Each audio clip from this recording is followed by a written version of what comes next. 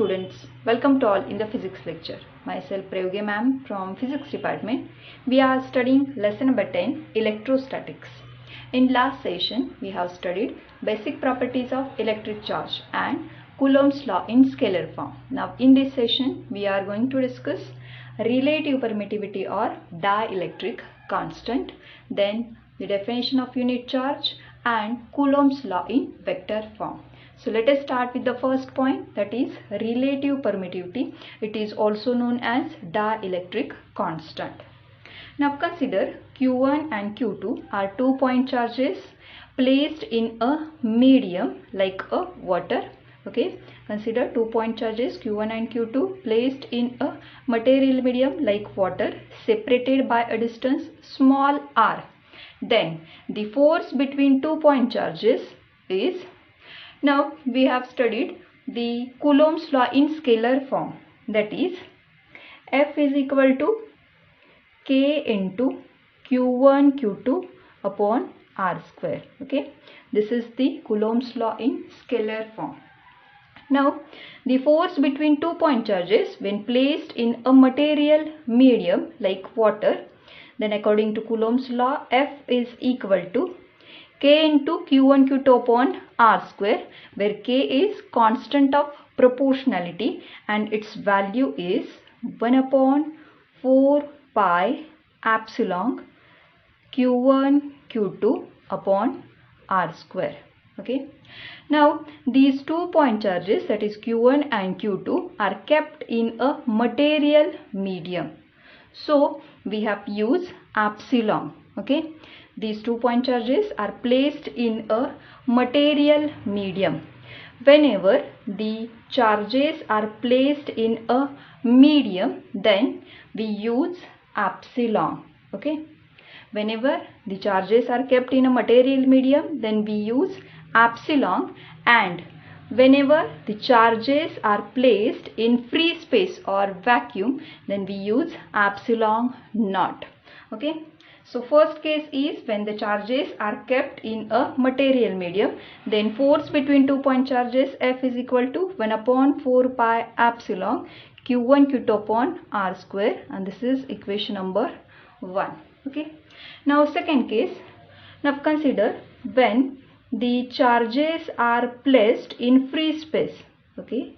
When the charges, that is Q1 and Q2, are kept in a free space or vacuum, then in free space or vacuum, then force between 2-point charges, then force between the 2-point charges.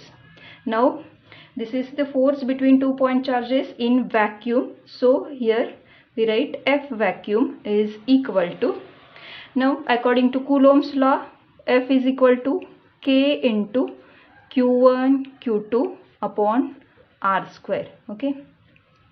Now these 2-point charges are kept in a free space or vacuum. So the constant of proportionality K is equal to 1 upon 4 pi epsilon naught Q1 Q2 upon R square. Okay, these 2-point charges Q1 and Q2 are kept in a free space or vacuum, therefore we use epsilon naught. So F vacuum is equal to 1 upon 4 pi epsilon naught Q1 Q2 upon R square, and this is your equation number 2. Now this is the force in a medium, so here we write F medium. Okay, so first equation is F medium is equal to 1 upon 4 pi epsilon naught Q1 Q2 upon R square, and this is the force in free space or vacuum. It is equal to 1 upon 4 pi epsilon naught Q1 Q2 upon R square. So always remember, whenever the charges are kept in a medium, we use epsilon, that is epsilon for medium and epsilon naught for the free space or vacuum. Okay. Now divide equation 2 by equation 1. Now divide equation 2 by equation 1. we get, if we divide equation 2 by equation 1, we get F vacuum upon F medium is equal to, now F vacuum, that is equation number 2, is 1 upon 4 pi epsilon naught into Q1 Q2 upon R square, divided by equation 1 is 1 upon 4 pi epsilon into Q1 Q2 upon R square. When we divide equation 2 by equation 1, we get F vacuum divided by F medium. This is your equation number 2 and this is equation 1. So we get here this 4 pi get cancelled, this Q1 Q2 and Q1 Q2 get cancelled, this R square get cancelled, and finally we get F vacuum upon F medium is equal to 1 upon epsilon naught, okay, 1 upon epsilon naught divided by, that is into epsilon upon 1, okay. We can write 1 upon epsilon naught into epsilon upon 1, that is we get epsilon upon epsilon naught, okay. So we get F vacuum upon F medium is equal to epsilon upon epsilon naught. So we get F vacuum upon F medium is equal to epsilon upon epsilon naught, and it is also denoted by the letter K or epsilon R. It is equal to epsilon upon epsilon naught, and it is known as relative permittivity or dielectric constant, okay. This ratio, it is known as relative permittivity, that is epsilon or R, and it is also denoted by the letter K. So K is equal to epsilon upon epsilon naught, and this ratio is known as relative permittivity or dielectric constant. So the relative permittivity, it is defined as, it is the ratio of absolute permittivity of the medium to absolute permittivity of free space or vacuum, okay. So the relative permittivity, it is defined as relative permittivity, it is defined as, it is the ratio of absolute permittivity of the medium, to absolute permittivity of the free space, to the absolute permittivity of free space,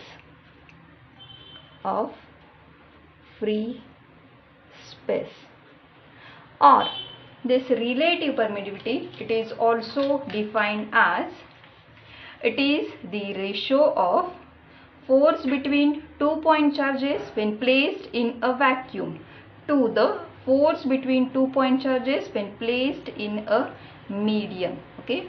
So it is also defined as force between 2 point charges when placed in a vacuum to the force between 2 point charges when placed in a medium. So relative permittivity K is equal to epsilon upon epsilon naught. Now next point is the definition of unit charge, okay. Next point is definition of unit charge from Coulomb's law. Now consider 2 point charges, that is Q1 and Q2. Consider these are the 2 point charges, that is Q1 and Q2, separated by a distance small r, okay. Consider 2 point charges Q1 and Q2 placed in a vacuum and separated by a distance of small r. Then force between 2 point charges F is equal to 1 upon 4 pi epsilon naught. Because these 2 point charges are placed in a vacuum, so we use epsilon naught into q1 q2 upon r square. Okay, so force between 2 point charges is equal to 1 upon 4 pi epsilon naught q1 q2 upon r square. Now we have to define the definition of unit charge.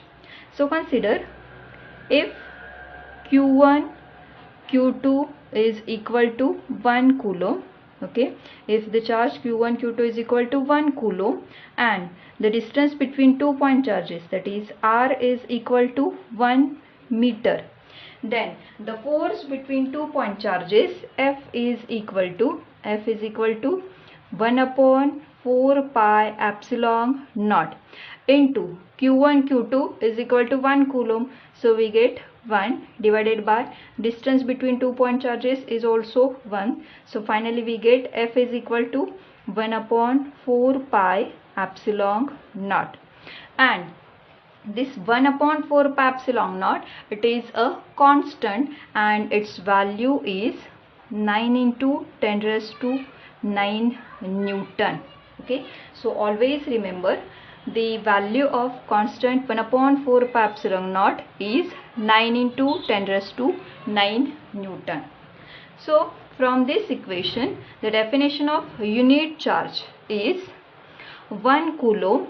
Okay, 1 coulomb is the amount of charge. 1 coulomb is the amount of charge when placed at a distance of 1 meter from another charge. Okay, 1 coulomb is the amount of charge when placed at a distance of 1 meter from another charge of same magnitude in vacuum or free space, then it experiences the force of 9 into 10 raised to 9 Newton. Okay, so definition of unit charge is 1 coulomb is the amount of charge. 1 coulomb is the amount of charge when placed at a distance of 1 meter, when placed at a distance of 1 meter from another charge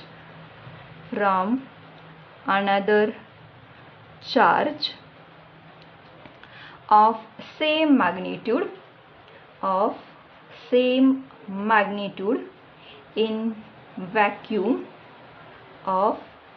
magnitude in vacuum or free space, then it experiences the force of 9 into 10 raised to 9 Newton. Okay, it experiences force of 9 into 10 raised to 9 Newton, because the value of constant 1 upon 4 pi epsilon naught, it is nothing but the 9 into 10 raised to 9 and the SI unit of force is Newton, so we get F is equal to 9 into 10 raised to 9 Newton. So the definition of unit charge from Coulomb's law is 1 coulomb is the amount of charge when placed at a distance of 1 meter from another charge of same magnitude in vacuum or free space. Then it experiences the force of 9 into 10 raised to 9 Newton. Okay, so this is the definition of unit charge. Now next point is Coulomb's law in vector form. Okay, we have already studied Coulomb's law in scalar form, that is F is equal to 1 upon 4 pi epsilon naught q1 q2 upon r square. Now this is a Coulomb's law in vector form. So consider two similar point charges q1 and q2 placed at a point A and B respectively. Okay, consider two similar point charges q1 and q2 placed at a point A and B separated by a distance r12 bar. So r12 bar is the distance of separation between 2 point charges. Okay, now there are two cases. First case is force exerted on charge q2 by q1 is, okay, force exerted on charge q2 by q1 is F is equal to 1 upon 4 pi epsilon naught Q1 Q2. Distance between 2 point charges is R12 bracket square. Okay, and this is the Coulomb's law in vector form, so we have to consider unit vector. Okay, now force is exerted on charge Q2 by Q1, so direction of unit vector is along AB bar. Okay, because charge is exerted by Q1 on Q2, so direction of force is along AB bar. Okay, so unit vector is R12 cap, because the direction of unit vector is along AB bar, so unit vector is R12 bar. This is your equation number 1. Now second case is the force exerted on charge Q1. Now second case is the force exerted on charge Q1 by Q2.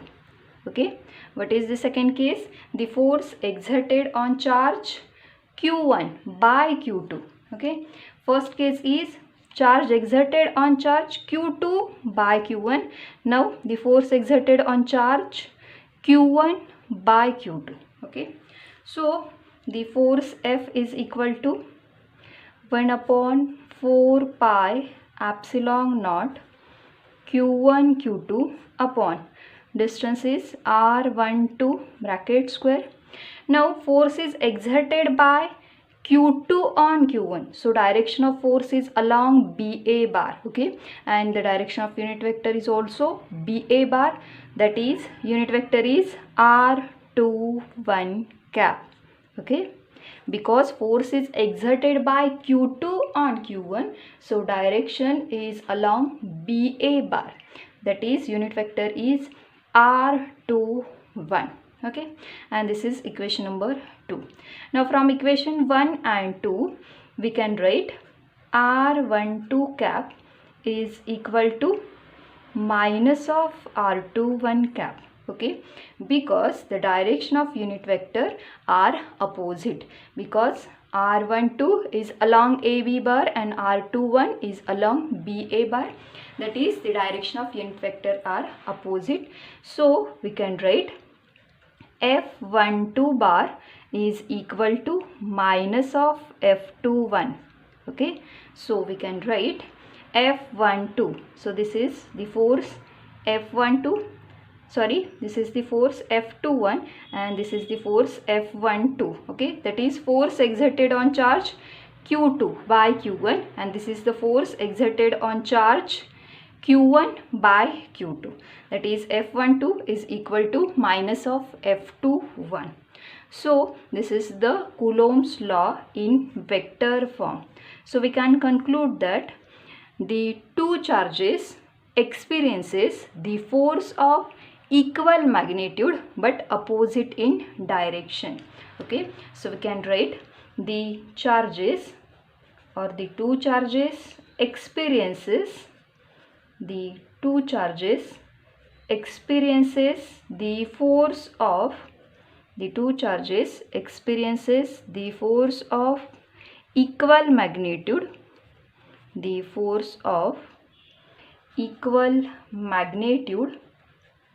but opposite in direction. Okay, but opposite in direction. So this is the Coulomb's law in vector form, that is F12 bar is equal to minus of F21. F21 means force exerted on charge Q2 by Q1 and F12 means force exerted on Q1 by Q2. But these two forces are equal in magnitude. Okay, these two forces are equal in magnitude but opposite in direction, and this is the Coulomb's law in vector form. Okay, thank you.